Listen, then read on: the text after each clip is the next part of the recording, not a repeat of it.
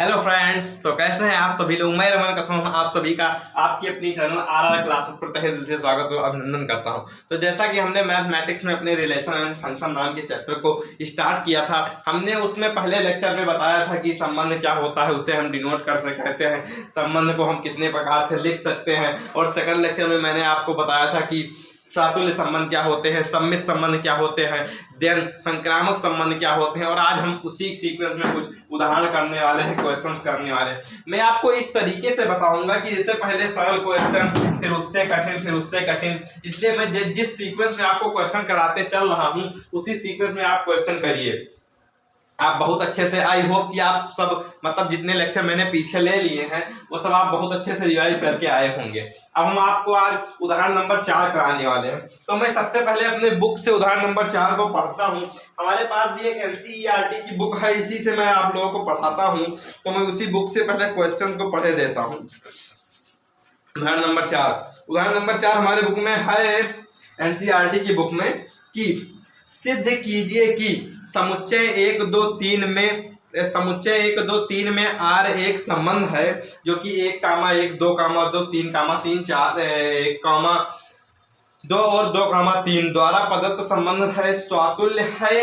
हमको सिद्ध करना है कि यह संबंध स्वातुल्य है परंतु ना तो सम्मित है और ना ही संक्रामक है। ये संबंध जो है ये स्वातुल्य है परंतु ना तो सम्मित है और ना ही संक्रामक है। तो हम सबसे पहले लिखते हैं स्वातुल्य संबंध के बारे में। क्या हम लिखते हैं? सबसे पहला हमारा हो जाएगा स्वातुल्य संबंध।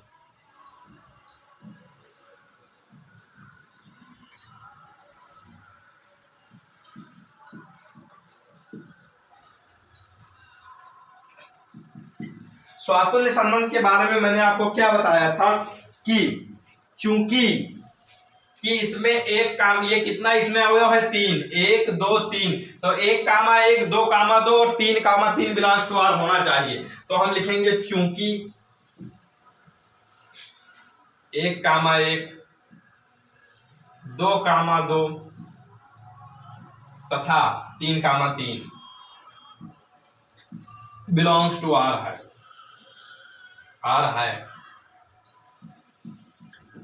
इसलिए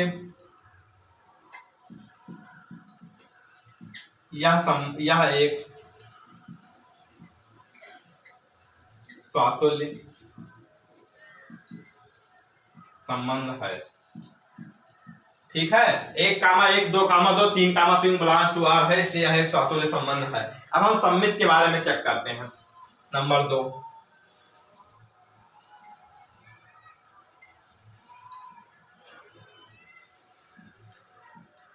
सम्मित संबंध। इसमें 1, 2 बिलोंग्स टू आर है। चूंकि 1, 2 बिलोंग्स टू आर है, 1, 2 बिलोंग्स टू आर है, लेकिन इसका उल्टा 2, 1 बिलोंग्स टू आर नहीं है। इसका उल्टा 2, 1 belongs to R does not belongs to R. 2, 1 इसको हम बिलोंग्स टू पढ़ेंगे और इसको हम बिलोंग्स टू लिख के ऐसे बीच से काट देंगे, तो इसको हम पढ़ेंगे does not belongs to R. तो 2, 1, 1, 2 बिलोंग्स टू आर है, लेकिन 2, 1 does not belongs to R है, इसलिए यह सम्मित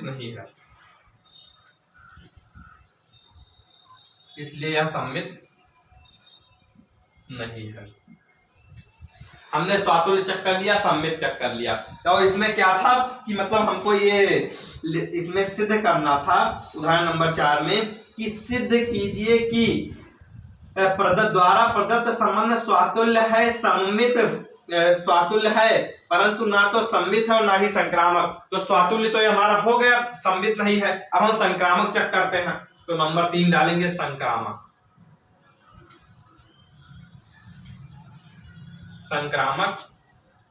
संबंध। संक्रामक संबंध के बारे में हम चेक करेंगे। तो संक्रामक के लिए सबसे पहले हमारा इन तीनों को चेक करने की आवश्यकता ही नहीं है। 1 कामा 2 बिलोंग्स टू आर है, और 2 से स्टार्ट होने वाला हमारा एक और अवयव है 2 कामा 3 बिलोंग्स टू आर। तो हम यहां पर लिखेंगे कि चूंकि 1 कामा 2 बिलोंग्स टू आर है तथा 2 कामा 3 बिलोंग्स टू आर है। देखें यहां पर थोड़ा नीचे दिख रहा है कि नहीं, रुक जाइए एक सेकंड में, नहीं दिख रहा है। तो 1 कामा 2 बिलोंग्स टू आर है तथा 2 कामा 3 बिलोंग्स टू आर है, 2 कामा 3 बिलोंग्स टू आर है। लेकिन 1 कामा 3 बिलोंग्स टू आर नहीं है। इन दोनों को अगर हम हटाएंगे तो बचेगा 1 कामा 3 जो कि बिलोंग्स टू आर नहीं है। 1 कामा 3 बिलोंग्स टू आर नहीं है, लेकिन 1 कामा 3 बिलोंग्स टू आर नहीं है, इसलिए यह संक्रामक नहीं है, इसलिए यह संक्रामक नहीं है। इस तरीके से आपने चेक किया कि हमको सिद्ध करना था कि यहाँ स्वातुल्य है, तो हमने सिद्ध कर दिया कि हाँ यह स्वातुल्य है, संक्रामक सम्मित और संक्रामक नहीं है। तो इस तरीके से हमने सिद्ध कर दिया कि सम्मित और संक्रामक नहीं है। आई होप कि आपको यह क्वेश्चन बहुत ही अच्छे से समझ में आ गया होगा। अब हम आते हैं अपने नेक्स्ट क्वेश्चन पर। जी अब हमने यहाँ पर लिया है उदाहरण नंबर 4 लिया था, उसके बाद हमने उदाहरण नंबर 15 लिया है। मैं जिस सीक्वेंस में आपको बताते चल रहा हूँ इसमें यह सीक्वेंस है कि पहले सरल क्वेश्चन क्या है, फिर उससे कठिन, फिर उससे कठिन। इस सीक्वेंस में मैंने सारे क्वेश्चंस लिए हैं। आप उदाहरण नंबर अपने एनसीईआरटी के बुक में क्वेश्चन नंबर 15 देखिए, प्रश्नावली 1.1 का क्वेश्चन नंबर 15 में एक बार पढ़ देता हूं, आपको बहुत अच्छे से क्लियर हो जाएगा कि मान लीजिए कि समुच्चय 1 2 3 4 में आर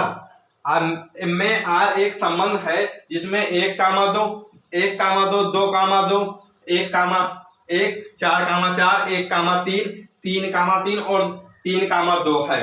तो फिर क्या इसमें हमको स्वातुल्य, संक्रामक और सम्मित तीनों चेक करने हैं। तो हम सबसे पहले इसमें चेक कर रहे हैं स्वातुल्य संबंध के बारे में। सॉरी स्वातुल्य, सबसे पहले क्या चेक करेंगे, स्वातुल्य।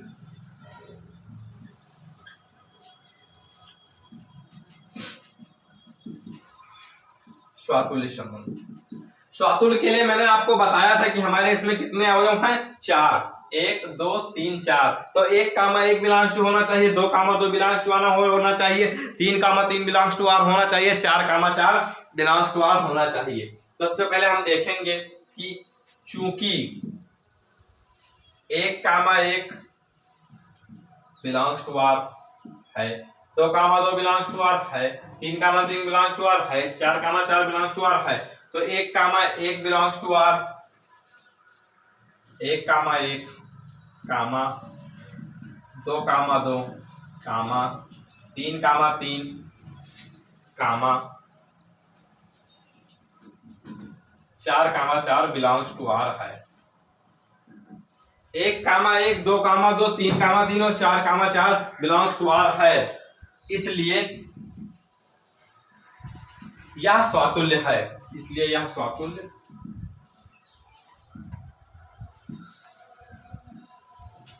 ठीक है। 1 कामा 1 2 कामा 2 और 3 comma 3 4 comma 4 belongs to R है, इसलिए यह हमारा जो संबंध है ये स्वातुल्य है। अब हम आ जाते हैं सम्मित पर। अब सेकंड नंबर में हमारा क्या है, सम्मित।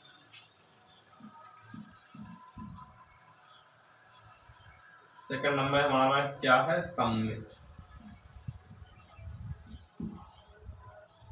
सम्मित संबंध।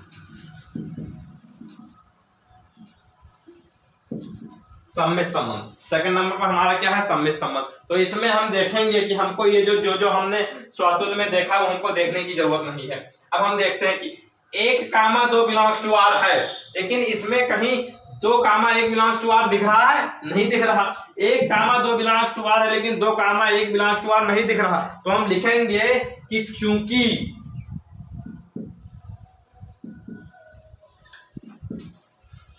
मार्कर में लगता है स्याही खत्म हो गई, चूंकि इसी मार्कर से लिख देते हैं, उसमें क्या करना है, चूंकि 1, 2 बिलोंग्स टू आर है, 1, 2 belongs to R, 1, 2 belongs to R है, लेकिन 1, 2 बिलोंग्स टू आर है, लेकिन 2, 1 belong does not belongs to R, 2, 1 does not belongs to R है। 1, 2 बिलोंग्स टू आर है, लेकिन 2, 1 does not belongs to R है, इसलिए यह संबंध सममित नहीं है, यह संबंध सममित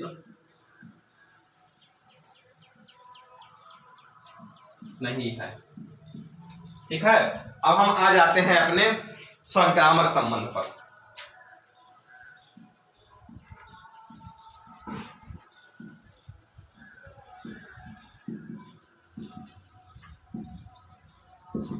हम आ गए अपने संक्रामक संबंध पर। अब सबसे पहले हमको देखना है कि 2, 1 बिलोंग्स टू आर है, 2 से स्टार्ट होने वाला कोई और अवयव है नहीं है, तो इसलिए ये हमारा स्वातुल्य और संक्रामक है। इन तीनों को चेक करने की आवश्यकता ही नहीं, यहां पर आ जाते हैं। 1, 3 है, 3 से स्टार्ट होने वाला कोई और अवयव है, हाँ है, क्या है, 1, 3 है, 3, 2, 3, 2 है। ठीक है, अब हमारा 1, 3 है, यहां से 3 से स्टार्ट होने वाला अवयव 3, 2 है। अगर हम इन दोनों को हटा रहे हैं तो 1, 2 है, हाँ 1, 2 है, इसलिए ये हमारा हो गया संक्रामक। अब हम आते हैं इस वाले पर। 3, 2 है, 2 से स्टार्ट होने वाला कोई और अवयव है नहीं है, इसलिए यह संक्रामक है। तो हम लिखेंगे, इसलिए यह संक्रामक है, तो यहां पर लिखेंगे कि 1, 2 बिलोंग्स टू आर है, 1, 2 बिलोंग्स टू आर है, 1, 3 बिलोंग्स, चूंकि 1, 2 संक्रामक, 1, 2 बिलोंग्स टू आर है। और मतलब इसको हम ये वाले सवाल हैं, इसमें ऑप्शन दिया हुआ है, अभी हम चेक कर रहे हैं। देखिए आप यहां पर पहला ऑप्शन है कि आर स्वातुल्य है, तो स्वातुल्य है, सममित है, सममित नहीं है, तो पहला वाला ऑप्शन हमारा गलत हो गया। दूसरा ऑप्शन आर स्वातुल्य तथा संक्रामक है किंतु सममित नहीं है, हाँ, तो हमारा आर जो है वो स्वातुल्य, आर जो हमारा है वो स्वातुल्य है, आर हमारा जो है वो स्वातुल्य है, आर हमारा संक्रामक है लेकिन सममित नहीं है, तो हमारा सेकंड ऑप्शन सही हो जाएगा, हमारा सेकंड ऑप्शन सही हो जाएगा। आर जो है वो स्वातुल्य है, संक्रामक है किंतु सममित नहीं है, तो स्वातुल्य है, संक्रामक है और सममित नहीं है। इस तरीके से मैंने आपको 2 एग्जाम्पल कराए। आई होप कि आपको यह दोनों एग्जाम्पल बहुत ही अच्छे से समझ में आ गए होंगे। अब हम अपने तीसरे क्वेश्चन पर आते हैं। आई होप कि आप अभी तक इसका स्क्रीनशॉट कर चुके होंगे, आप लोग स्क्रीनशॉट कर लीजिए, मैं दूसरा क्वेश्चन लिख रहा हूं। आई होप कि अभी तक आप इसका स्क्रीनशॉट कर चुके होंगे, मैं ये वाला मिटा रहा हूं। आप मेरे साथ कॉपी में लगाते चलिए, उसके बाद जब लेक्चर एंड होगा, क्लास खत्म होगी, तब आप मतलब अब खुद से रफ में लगाकर देखेंगे, आपके एक डाउट क्लियर हो जाएंगे। मैथ में रिवीजन सबसे ज्यादा करना पड़ता है, अगर आप रिवाइज नहीं करेंगे तो आपको कॉन्सेप्ट एकदम से क्लियर नहीं होंगे। मेरे साथ आप क्लास अटेंड करिए, उसके बाद आप रिवाइज पर बहुत ध्यान दीजिए। अगर आप रिवाइज करेंगे तो आपके एक कॉन्सेप्ट क्लियर होंगे। अब हम आ रहे हैं अपने एग्जाम्पल नंबर 2 पर। एग्जाम्पल नंबर 2 पर आ रहे हैं। एग्जाम्पल नंबर 2 पर, एग्जाम्पल नंबर 2 हमारा कह रहा है, क्या कह रहा है कि मान लीजिए, एग्जाम्पल नंबर 2 कह रहा है कि मान लीजिए कि टी किसी समतल में स्थित समस्त त्रिभुजों का समुच्चय है। जो हमारा टी है, क्या बोल रहा है क्वेश्चन, कि जो हमारा टी है, उदाहरण नंबर 2 अब हम कर रहे हैं, ये प्रश्नावली 1.1 का क्वेश्चन नंबर 15 है। अब हम उदाहरण नंबर 2 कर रहे हैं, इसमें स्याही खत्म हो गई। उदाहरण नंबर 2 कर रहे हैं। ठीक है, उदाहरण नंबर 2 कर रहे हैं। तो क्या है कि मान लीजिए टी किसी समतल में स्थित समस्त त्रिभुजों का समुच्चय है। तो टी जो है वो किसी समतल में स्थित समस्त त्रिभुजों का समुच्चय है।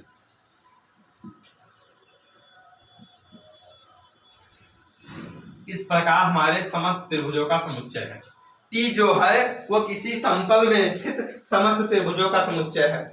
और फिर और क्या लिखा हुआ है कि समुच्चय टी में आर एक संबंध है जो कि T1, T2 इस प्रकार है कि T1 T2 के सर्वांसम है। अभी तक मैंने जो 2 क्वेश्चन आपको कराए उसमें हमको संख्या लिखी थी, मतलब हमको क्या लिखा था, वो हमारा रोस्टर रूप में लिखा था संबंध। और ये जो क्वेश्चन मैं आपको कराने जा रहा हूं इसमें हमारा जो संबंध है वो समुच्चय निर्माण रूप में लिखा है। मैंने पहले ही लेक्चर में आपको समुच्चय निर्माण रूप और रोस्टर रूप के बारे में बहुत ही अच्छे से बताया था। अब हमारे पास एक संबंध जो आर है, हमारा एक संबंध जो आर है वो किस प्रकार है, हमारा एक संबंध जो आर है वो इस प्रकार है कि आर हमारा संबंध इस प्रकार है कि T1, T2 such that T1 T2 के सर्वांसम है। T1 T2 के सर्वांसम है। ये जो हमने पहला चैप्टर अपना उठाया है ये पूरे बुक का सबसे कठिन चैप्टर है। बच्चे इसको थोड़ा कम पढ़ते हैं, इसलिए मैंने पहला ही चैप्टर स्टार्ट कर दिया है कि अगर आप पहले ही कठिन चैप्टर पढ़े रहेंगे तो पीछे वाले चैप्टर को पढ़ने में आपको बहुत ही आसानी होगी। ये पूरे बुक का सबसे कठिन चैप्टर है। मैं इस चैप्टर के एक एक कॉन्सेप्ट आपको क्लियर करूंगा, आपके एक एक डाउट इस चैप्टर के क्लियर हो जाएंगे। तो सबसे पहले इसमें हमको क्या सिद्ध करना है कि सिद्ध कीजिए कि आर एक तुल्यता संबंध है। अब तुल्यता संबंध सिद्ध करने के लिए सबसे पहले हमको सिद्ध करना होता है स्वातुल्य। तो हम सबसे पहले लिखेंगे स्वातुल्य।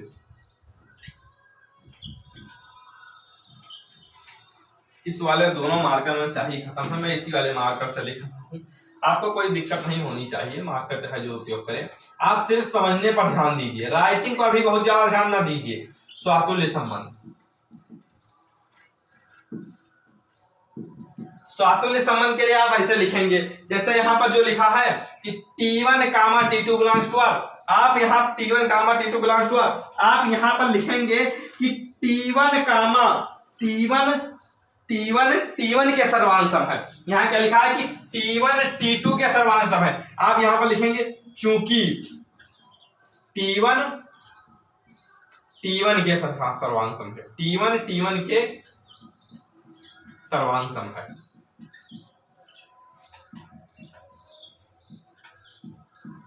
जैसे आपको एग्जाम में लिखना है मैं एडचिट वैसे लिख रहा हूं, इसलिए आपको टर्निंग भी दिक्कत नहीं होगी। T1 के सर्वांसम है, इसलिए T1 बिलोंग्स टू R। इसलिए T1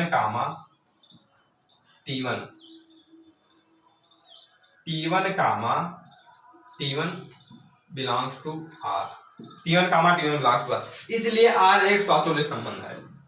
इसलिए R एक स्वातुल्य संबंध है।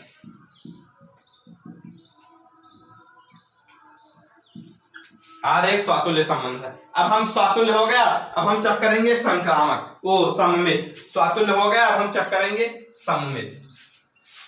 नंबर 2 पर हमारा आता है सममित संबंध।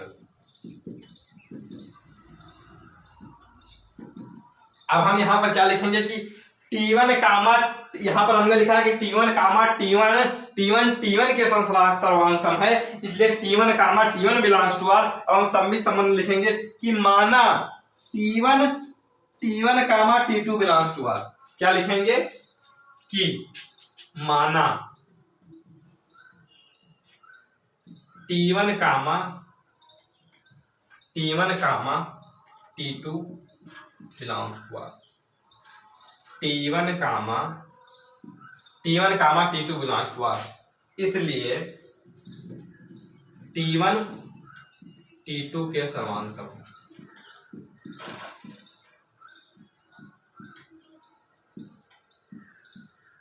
अब मान लीजिए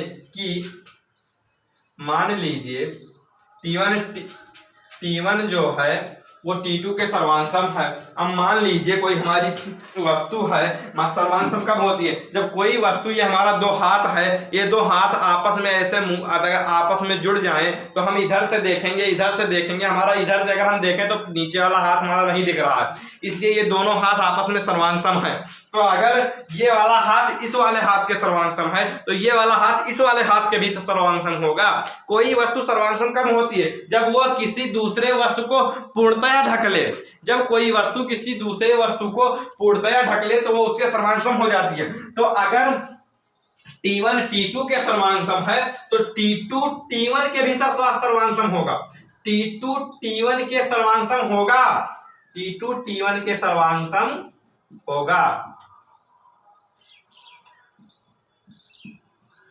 इसलिए T2 T1 belongs to R होगा। T2 T1 belongs to R होगा। T2 T1 belongs to R होगा। अगर T1 T2 belongs to R है और T2 T1 belongs to R है, इसलिए यह सममित है। इसलिए यह, नीचे थोड़ा लिखने में दिक्कत हो रही है, आप लोग समझ जाएंगे। इसलिए यह सममित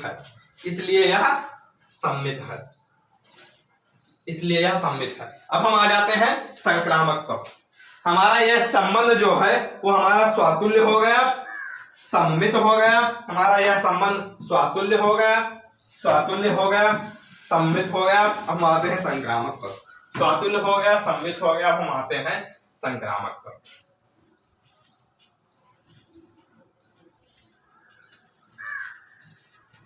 संक्रामक संबंध नंबर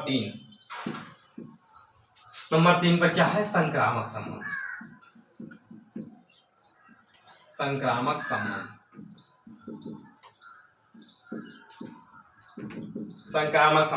तो फिर हम संक्रामक संबंध में क्या लिखेंगे कि माना T1 T2 belongs to R तथा T2 T3 belongs to R। माना T1 T2 belongs to R तथा T2 T3 belongs to R।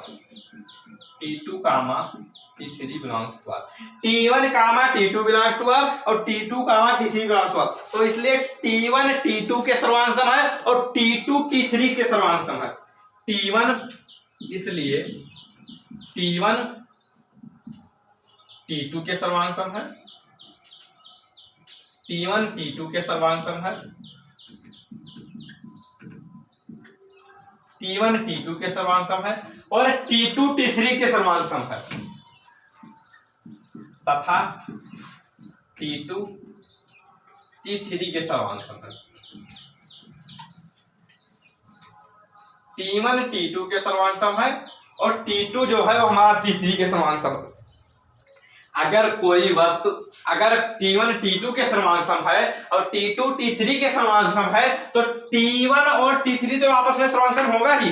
अगर T1 जो है वो, मान लीजिए ये T1 है, ये T2 है, तो अगर T1 T2 को ढक रहा है तो T1 T2 के सर्वांग सम है। और अगर T2 T3 के सर्वांग सम है, हमारा कोई एक और वस्तु है वो T3 है, तो हम एक सेकंड आपको एक कॉपी से समझा रहे हैं, या आपको हम कॉपी लेकर आगे समझा रहे हैं। आप देखिए अगर मान लीजिए ये T1 है, ये T2 है।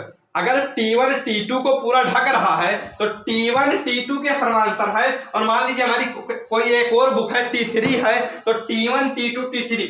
अगर T2 जो है वो T3 के सर्वांग सम है तो T1 और T3 सर्वांग सम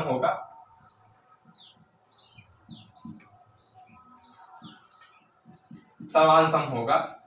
इसलिए सर्वांग सम होगा।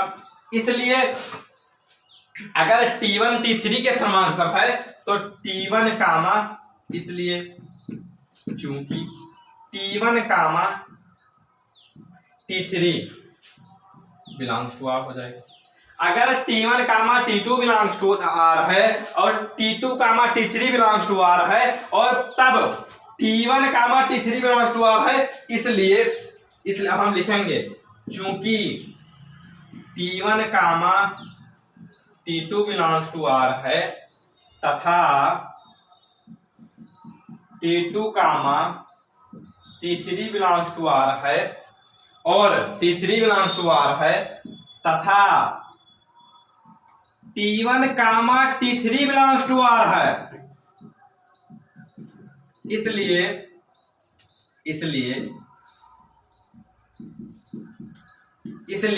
यह एक संक्रामक संबंध है। यह एक संक्रामक संबंध है, इसलिए यह एक संक्रामक संबंध है। ठीक है। और अगर हमारा यह संबंध है, यह हमारा संबंध अगर सम्मित है, स्वातुल्य है, सम्मित है, संक्रामक है, तो हम आप नीचे लिख देंगे कि चूंकि आप ये नीचे ऐसे लिख देंगे कि चूंकि यह संबंध स्वातुल्य भी है, सम्मित भी है और संक्रामक भी है, इसलिए यह संबंध तुल्यता संबंध होगा। आई होप कि आपको यह सवाल बहुत अच्छे से क्लियर हो गया होगा।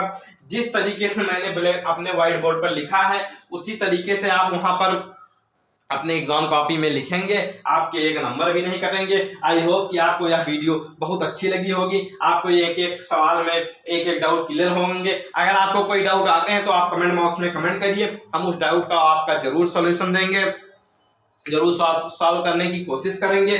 अगर हो सकेगा तो हम सॉल्व करके आपको फिर से, अगर आप कमेंट करेंगे तो हम आपके कमेंट को सॉल्व करके आपको उसका रिप्लाई जरूर अवश्य देंगे। आप आई होप कि आपको यह वीडियो बहुत अच्छी लगी होगी। अगर आप हमारे चैनल पर पहली बार आए हैं तो आप हमारे वीडियो को लाइक करिए, चैनल को सब्सक्राइब करिए और बेल आइकन को दबाना बिल्कुल ना भूलिए। अगर आप चाहते हैं कि आपके मित्र भी ऐसा पढ़ें तो आप अपने मित्रों के पास शेयर भी कर सकते हैं। Thank you, bye bye, love you.